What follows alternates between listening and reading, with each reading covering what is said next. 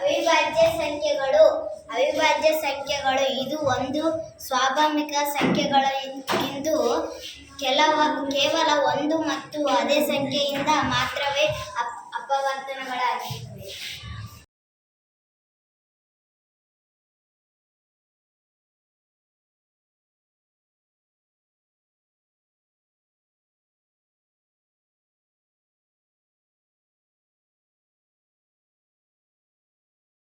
ತರಗತಿಯಲ್ಲಿ ಓದುತ್ತಿದ್ದೇನೆ.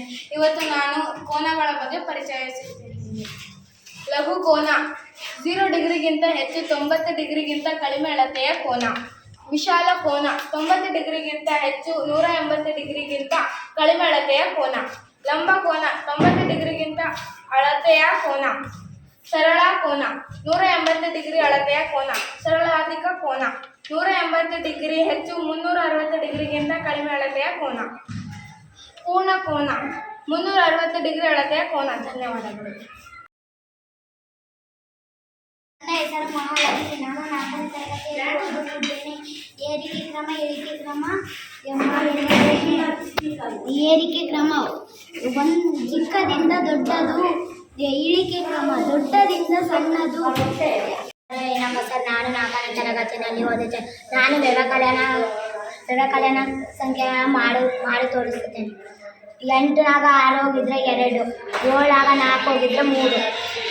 ಹೆಸರು ಅಹಮದಿ ಫಿರ್ದೌಸ್. ಇದು ರೋಲ್ ಆಕೃತಿ, ಇದು ಚೌಕ, ಆಯತ.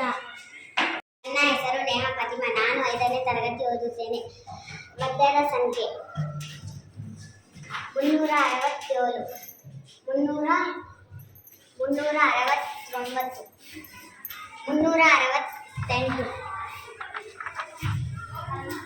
371, 371, 373, 372, 375, 377, 376, 328. ಮಧ್ಯದ ಸಂಖ್ಯೆ 229. ಮಧ್ಯದ ಸಂಖ್ಯೆ 398. ಇದು ಚೌಕ, ಆಯತ, ತ್ರಿಭುಜ, ಇದು ಪಂಚಕೋನ, ವಜ್ರಕೋನ, ಇದು ಷಟ್ಕೋನ, ಇದು ಭಿನ್ನರಾಶಿಗಳು. ಇದ್ರಾಗ 4 ಭಾಗನಾಗ 2 ಬಣ್ಣ ಹಚ್ಬೇಕು. ಇದು 4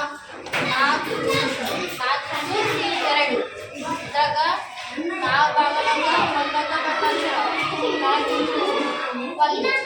ಇದು 6 ಭಾಗನಾಗ 4 ಭಾಗನಾಗ ಬಣ್ಣ ಹಚ್ಬೇಕು. ಇದು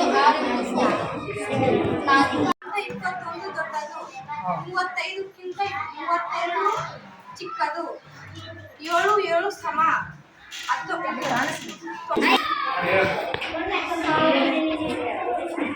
500 250 ಮಿಲಿಮೀಟರ್